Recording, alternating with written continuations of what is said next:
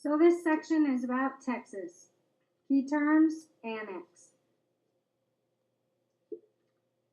Now, few people had lived in Texas.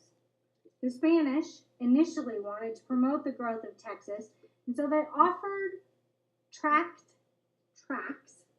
of land to people who agreed to bring in families. Well, one of those guys that applied for these land grants was Moses Austin. And Americans start to move. Austin's colony had 300 families.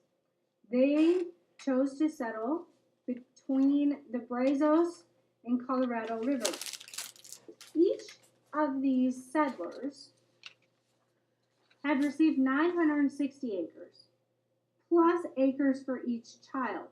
Now remember, the Spanish need people to live in this area. You can't collect taxes if there's nobody living in your area.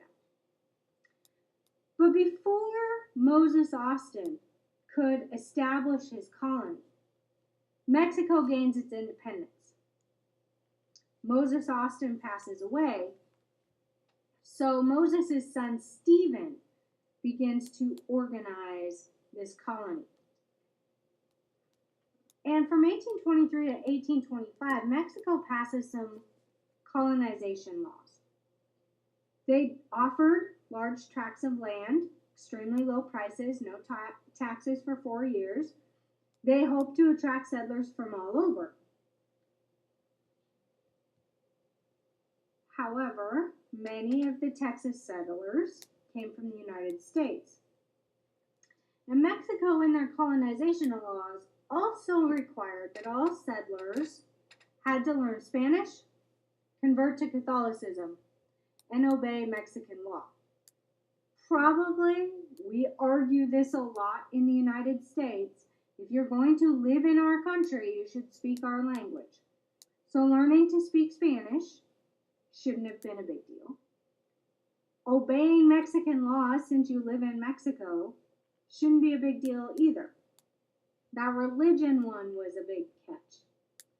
So can you see the problems that are coming?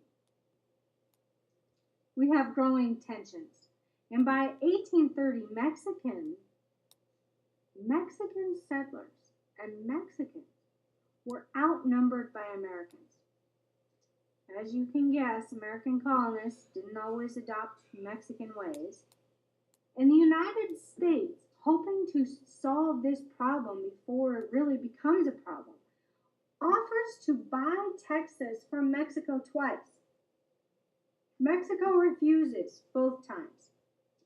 And in 1830, they stop all immigration from the U.S.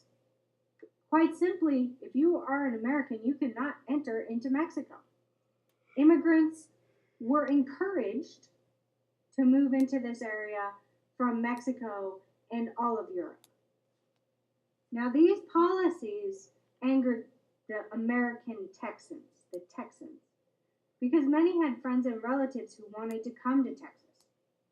And those colonists who held slaves were a little bit uneasy about the Mexican government's plan to end slavery. Mexico also placed a tax on goods coming from the United States. All of this is brewing, and it's not going to taste. Now, there was an attempt at reconciliation. Some settlers had called for independence, but a lot of others said, look, we just need to work with the Mexican government. We need to put things together. Well, in 1833, a guy by the name of Santa Anna becomes president of Mexico. Now, Santa Anna doesn't nicely become president of Mexico. I'm going to show you his picture here in a minute.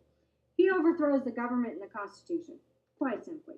He reorganizes the government and places greater control over all the regions, including Texas. He is a dictator in control. Now, Stephen Austin says, look, remove this ban on American settlers, make Texas a separate state.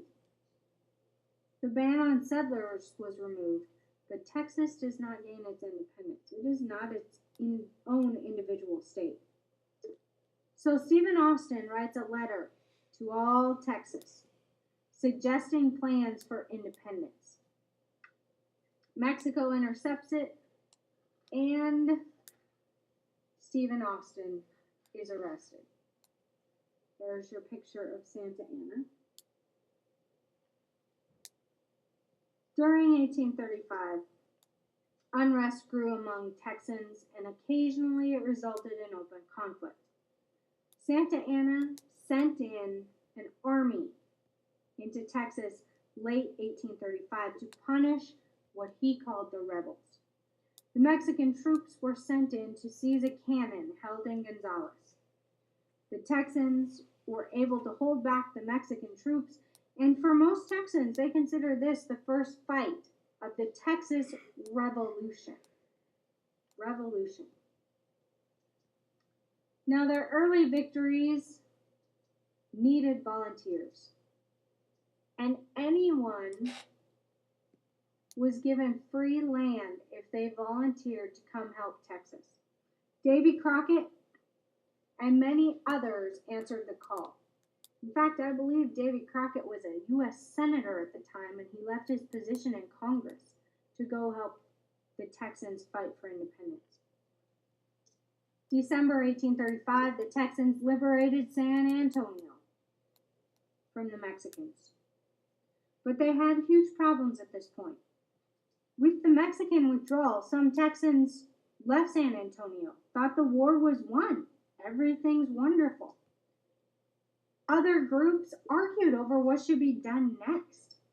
So in early 1836, when Texas and Texans should have been making preparations to face Santa Anna and the Mexican army, nothing was being done. Santa Anna, on the other hand, marched north, furious with this defeat at San Antonio. And in late February 1836, he marched upon a small Texan force, barricaded inside a mission called the Alamo. Now, the Texans had cannons, but they lacked gunpowder.